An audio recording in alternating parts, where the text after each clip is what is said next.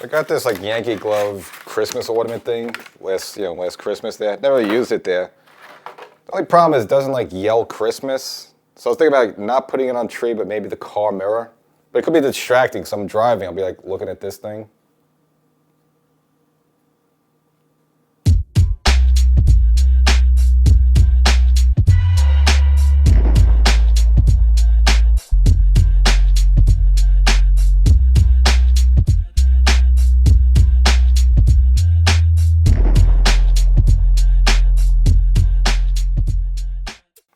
Welcome to Section 420, Talkin Yankees. Well, the Yankees have an explosive start to the season.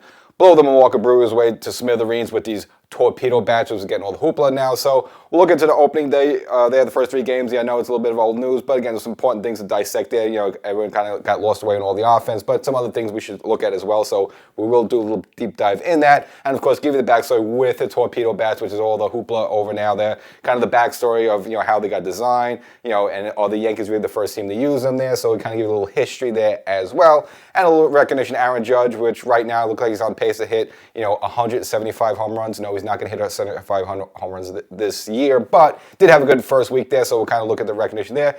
And the Yankees got back Dom Smith. I know you were worried once the Yankees, he opted out of his Yankee contract with Dory. He's back in the Yankee organization there, so we'll kind of fill you in there as well. So a lot of good stuff for you. A lot of offense there in this episode there, so make sure you tune in. But before we get started, we have the audio podcast version of this show, Section 420 Talkin Yankees. You want to be an audio podcast subscriber, and if you were, you could have got my take right after the opening day game there. Just get my feedback, or even the second game of the season when the Yankees get put a 20 spot on the board. So if you want to get updates in my take sooner, make sure an audio podcast subscribe, and or you should just subscribe here on YouTube, Section 420 Talkin Yankees, subscribe here as well. And if you're watching on TV, get all the stuff there. You want to get the audio version of the podcast as well as you want to get here on YouTube. You want to be like the Yankees. You want to get the torpedo. You want to torpedo everything. Get it all.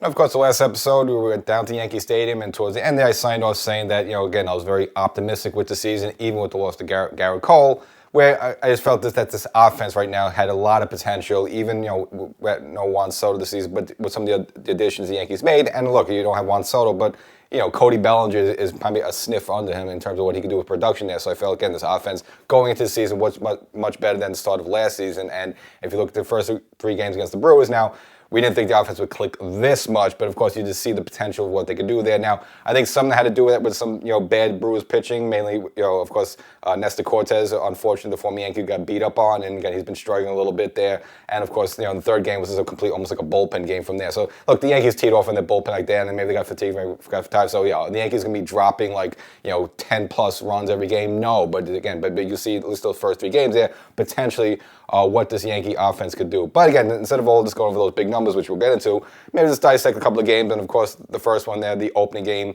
And if you look at the Yankees against Freddie Peralta, now they got two home runs early against him. But after that, once Peralta settled in a little bit there, it was a little bit of a nail-biting game there. The Yankees, held on for a 2-1 lead. They did expand the lead there to 3-1, then 4-1, and ended up taking a 4-2 lead. But if you want to get this whole theory that, with these Torpedo Bats and the Yankees are cheating and all this stuff there, well, if you look at the first game, the Yankees only scratched 2 runs against Peralta. Again, I think he had a little yips early on there. He was a little bit, not wild, but again, he wasn't really sharp yet. And I think the Yankees again took advantage of him. And look, it was Yankee Stadium home runs. One of them was a Wells home run that just went over the wall. And of course, the Volpe opposite home run just went over the wall, which probably wouldn't be a home run in other parks, probably any other park there. So, other than that, it's like the Yankees, dominated Peralta. So once Peralta settled in there, they really didn't do much against him. Again, the game was kind of went along, wasn't really an offensive explosion. So I think if you have good pitching, sharp pitching, everyone's hitting the pitchers hitting the spots there. Torpedo Bats or no Torpedo Bats, it doesn't make a difference. Again, a lot of it has to do with the pitch you're facing it. But nevertheless, the Yankees took a 4-1 lead there into the ninth, and then there was a big test with Devin Williams, which, again, this whole guy kind of lost in the shuffle there, but he kind of almost blew this game there, which would have been kind of catastrophic just for a couple of reasons. And I did cover it on the audio podcast because, now a couple of reasons. Obviously, you make the trade for the guy, you bring this guy in, obviously, all the hoopla and hype surrounding him, the whole airbend and stuff like that. And if you want to get the whole thing, the conspiracy theories about the facial hair, supposedly he was the person who talked to Cashman and then talked to Steinbrenner to get them to maybe loosen up the facial hair policy just to make the Yankees seem more appealing to a lot of free agents who, hey, look, they just maybe want to maintain their facial hair. It's just part of their look and they feel comfortable and they want to do that all. And, kind of for Devin Williams to be the guy that instigate that, change this Yankee rule that's been around for 50 years, and then you come in and you blow an opening day lead like that and lose the game there, that would have been probably as bad as it gets there. So luckily that wasn't the case, but it was a little dicey a little bit. But what I liked about the game, and Devin Williams, he never looked flustered. He didn't look sweaty. I mean, you see a lot of these closers come out and they're pumping their chest and they're huffing and puffing, but they can't throw a strike. They're throwing balls in the dirt and they're wilding all over the place. Yeah, Devin Williams wasn't super crisp. But even with that in mind, he kind of looked calm. You just look at his facial play. He didn't look like he was breaking a sweat there. It wasn't like, OMG, what's going on here? I mean, you definitely feel the Yankee crowd is restless. You even seen Boone up there, popping the bubbles with his bubble gum there. He was getting nervous there, but he never lost his cool there. And then at the end, they end up getting a couple of strikeouts of Churro, and then the final strikeout against Christian Yelich, a really good hitter, a 3-2 count, and just snuck a fastball underneath his wrist there and got a swing and a miss, third strike to close out the game there. So, so you're a little disappointed. You like to see a closer come in there and be throw 9 pitches and get one of my 1, 2, 3, 1, 2, 3, 1, 2, 3. But it's also good to see him to struggle a little bit. All right, well, because with the Yankees, there's going to be a lot of pressure. The spotlight's going to be on him. This is different. This is not Milwaukee. And if you're blowing games and stuff like that, it's going to come down on you. So this guy was put to the test early on. And look, he passed the test then. He was probably up to his last batter anyway. And he threw more pitches in that first game, more than he threw all of last season as well there. So it's just kind of interesting the Yankees stuck with him that long. But, so you may be disappointed in one fact because you want someone to come in there and just be 1, 2, 3, but also you want to see how someone's the metal's going to be tested when can they buckle under the pressure? And unfortunately, look, he got to the edge there, he made you sweat, but he never buckled under pressure. And we had to get some big strikeouts, he got some big strikeouts. So with that in mind, again, good news the Yankees have a closer like that that's wilt under pressure. Now, obviously, we have a whole season to go. Let's see how the rest of the season goes there. But a good early test for Devin Williams. Hey, this guy in a big spot at least could come through there. So that's a good spot there.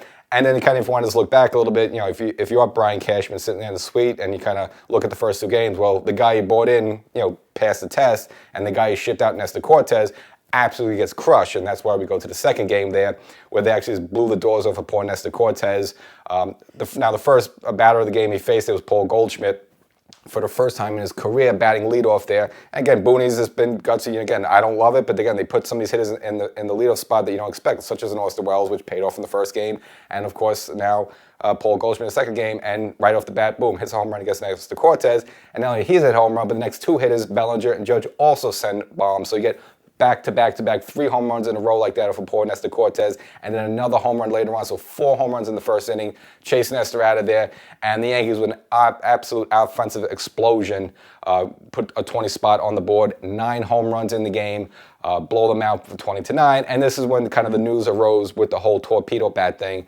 Got introduced there, and this one became a story there that, hey, look, these Yankees using the torpedo bats, look at all the offense like that. It really originated that. But if you want to look inside that game itself, Aaron Judge hit 3 home runs. Well, guess what? Aaron Judge doesn't use the torpedo bat. So then how do you explain his 3 home runs there? But Judge with which was a little quiet in the first game there. Again, he did have an RBI hit there, which hit the third base bag there. He got a little bit lucky. But, if you were looking for Judge to do something the first game, maybe, wasn't the greatest. But he more than made up for that in the second game. Again, hitting 3 home runs in a single game, including a grand slam. And again, the Yankees absolutely just slaughtering the Brewers in that second game. Again, Nestor Cortez just get beat off the mound, just thrown off the mound there. Now, the only thing with that second game you're going to have to worry about a little bit is a couple things. Obviously, Max Fried did not have the greatest of starts. Now, obviously, it's his first start there. I'm not going to put too much on him. Obviously, when you have big innings like that and you're a starting pitcher, you might have warmed up. Now you're sitting on the bench for like 40 minutes as you've seen all these home runs and big rallies and long innings, stuff like that. So that one might mess with him too. And also, this is a problem last season, the Yankees kicked the ball around a lot. What got lost in the story of the 29 game is the Yankees had 5 errors. I mean, that's pretty bad. Now, one of the errors was by Max Fried himself, and he only ended up being responsible for 2 earned runs. So, you got some sloppy play by Volpe, by Jazz, and even Pablo Reyes at third base there, bobbled as well there. So, again, the Yankee defense, which, was a little problematic last season, you would think it would get short up a little bit this season, but that's not the case. I mean, 5 errors in one game there, not good. And just because you score 20 runs doesn't make up for that. So, again, that's something the Yankees got to tighten up and address moving forward. But, of course, you just look at that score, second game of the season, just, the offense drops, 20 runs like that. And they always say, like, the pitchers are ahead of the hitters this time of year. It's hard to really tell there. So when you put up 20 runs that early in the season, quite impressive. And also, just got to mention there in the first game, just with Carlos Rodon real quick, his first start of the season, very crisp, looked very good. I know he might have tired out there in the 6th inning there had a little bit of a bases loaded jam there to yank him out there, but again, Rodon pretty much close to mid-season form there in that first start of the season. So good sign there from Rodon. And of course, bringing it to the third game with Stroman, about him again.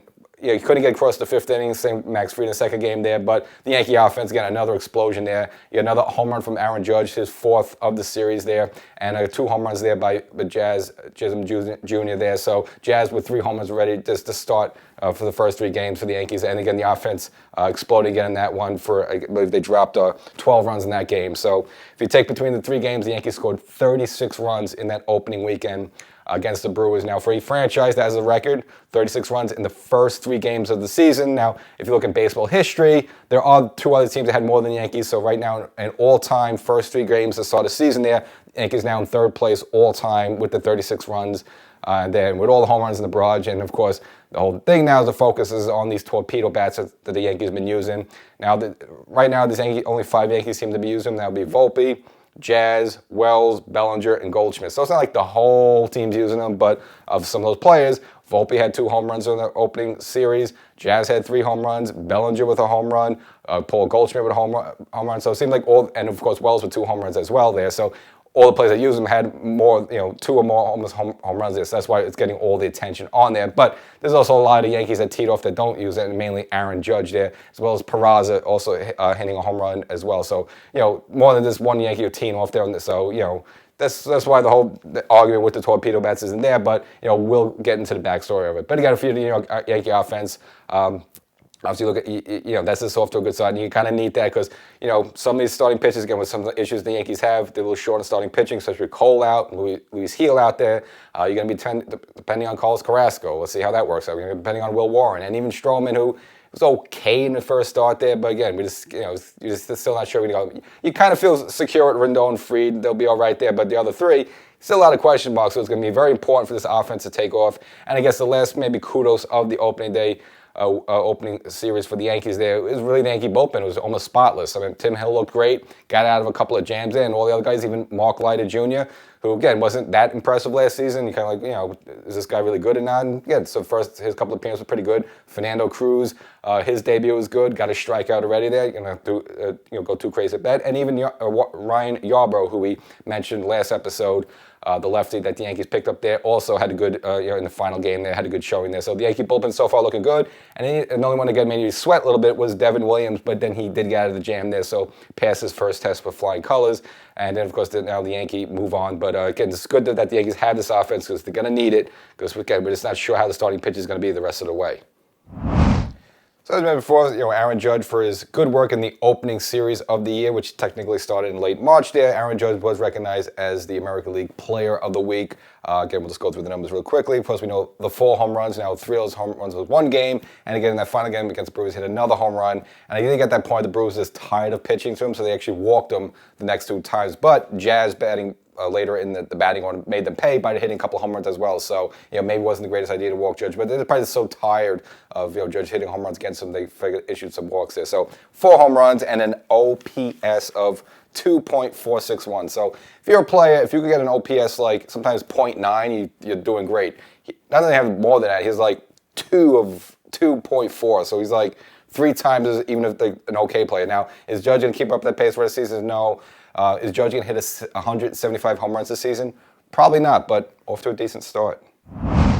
So the flavor of the month, again, unless you've been living on the rock, have been these torpedo bats, and people are saying, because those are responsible for the Yankees hitting on the whole barrage of home runs in that opening series against the Brewers there. Again, it's been getting all the hoopla and all the attention like that, so maybe you heard it, maybe you know the backstory, maybe you don't know the backstory, but, not to do you disservice there, at least to get into the details of the whole thing, where it originated from and all that. And it really has to do with a gentleman named Aaron Leanhart. Now, right now, he's with the Marlins organization as a field coordinator, but he actually joined the Yankees minor league complex, I guess, back in 2018 to be a hitting coach. And the whole idea was that, during the time, and if you're a Yankee fan, you know this, the organization just in total were worried about their low batting averages because, again, that's the time where everyone's just kind of doing the upkept swing and swinging for the home runs, stuff like that. And again, batting averages pretty much plummeted. Yankees not on the major league level, but probably also there in the minors as well there. So, this guy was brought in now. He's a former Michigan physicist professor there, so pretty smart guy. He got his PhD from MIT, so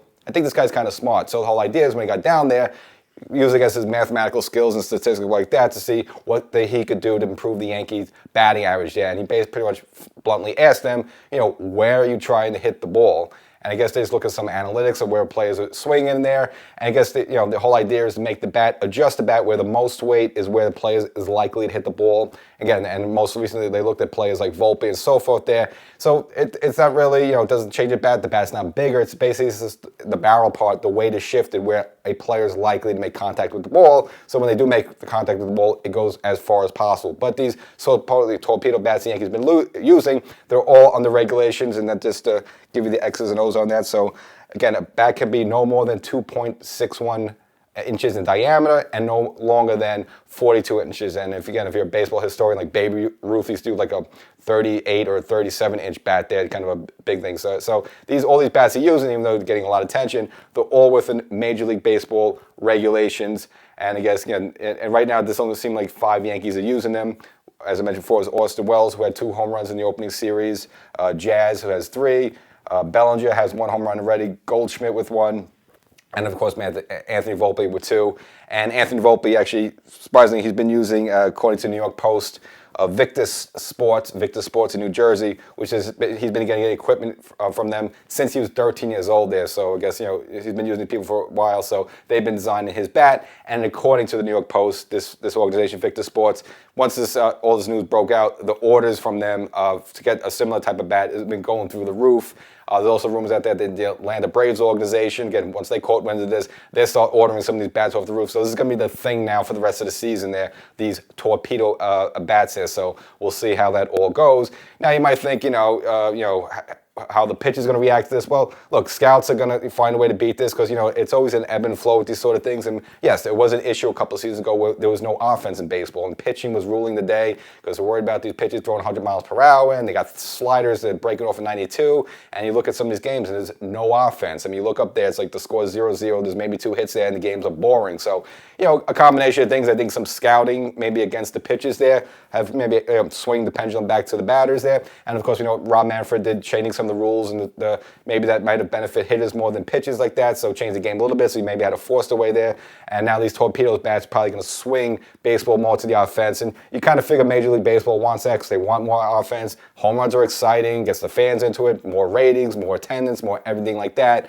But of course, what's going to happen. The pitching scouts are going to look at this, and they'll find ways to beat the system. Maybe you'll pitch to other parts of the bat where the contact isn't to the beefy part again, and maybe the pitches now will win out there. So you guys have been back and forth a little bit, but that's sort of the backstory. But it is this gentleman, Aaron Leanhart, that kind of came up with this whole concept there.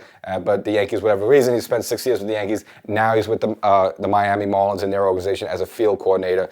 But, if you want to look at, is this like a new thing? No. Other players have been using this across baseball even before this season. And, former Yankee Juan Soto, he was asked in the locker room, according to a story by Sports Illustrated, and he said, no, he's been seeing these bats for a while. So this isn't a new concept. The Yankees didn't invent this. This is not steroids and PEDs, stuff like that. This is something that's been around a little bit. But I think when you take the combination of a really good lineup that features some good hitters like Bellinger and Paul Goldschmidt, who, okay, they're not Ohtani, but they're really good, and then you add them in a lineup with Aaron Judge, and he doesn't need the torpedo bat, and he still crushes balls there, and just look what the Yankee offense could do. I think all that being considered, and of course it's the New York Yankees, brought all this attention there. But again, this is something that's been around baseball a little bit, but now that's just a story, you'll probably see a lot more of it.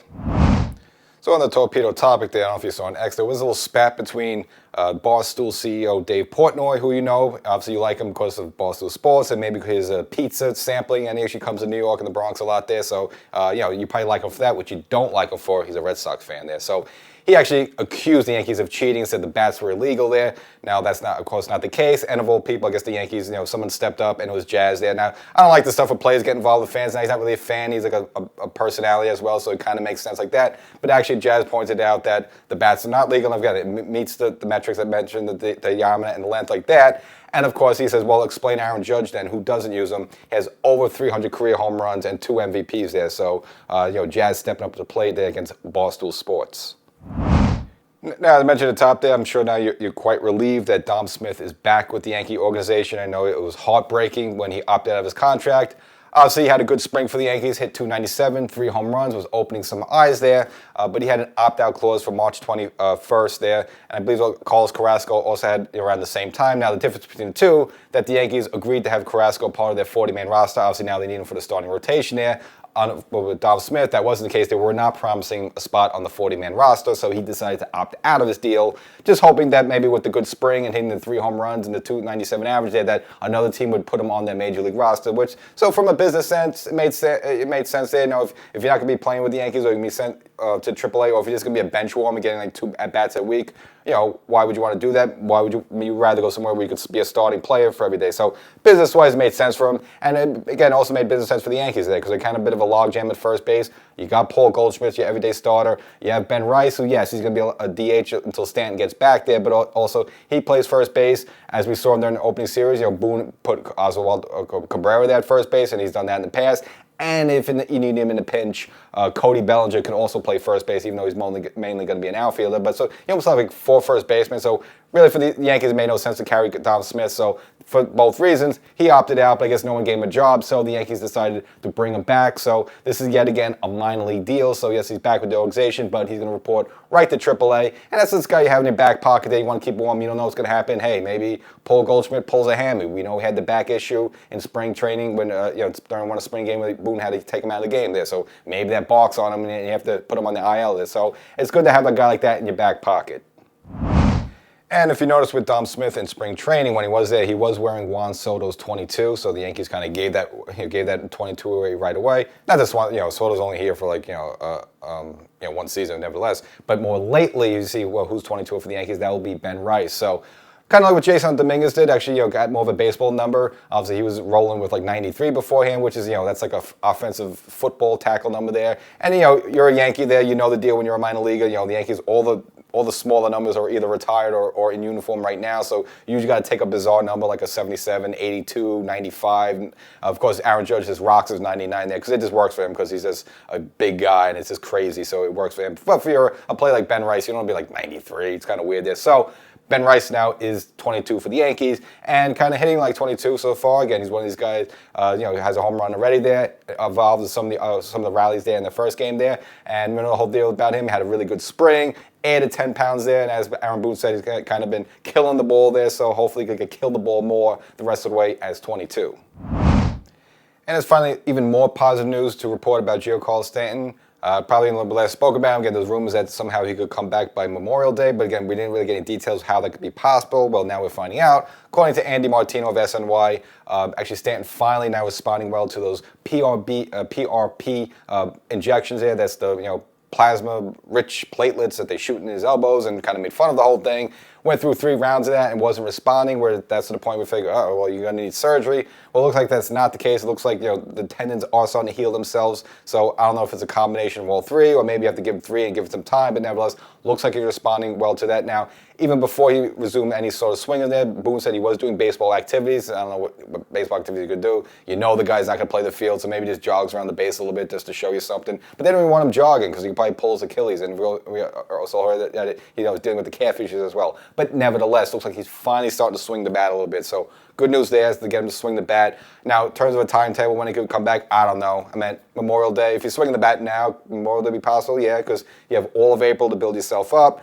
Then maybe get a week or 2 of playing in the minors there, just get your timing, a swing, and kind of get into the grind a little bit. So if that's the case, then Memorial Day could be possible. And if that's even. Again, I would still take that as a victory for the Yankees because I pretty much counted them out when this news was first happening. In fact, I was totally wrong on the 2 of them. I figured Cole was the one who probably just needed a little rest and rehab and then be ready to go, and Stanton was the one that was going to need season-ending surgery. Well, it turns out both flopped there. Cole needed the Tommy John, and he's done for 2025, and it looks like Stanton can at least rehab his way back. And again, not go crazy, just a small sampling, just the opening weekend. But if you just look at that Yankee offense, now if you include Giancarlo Stanton in the mix, now you're not going to get the Stanton from last October that was hitting a home run every game. But just what Stanton could normally do, you add him to the mix there, then you can really see the potential of this 2025 Yankee offense.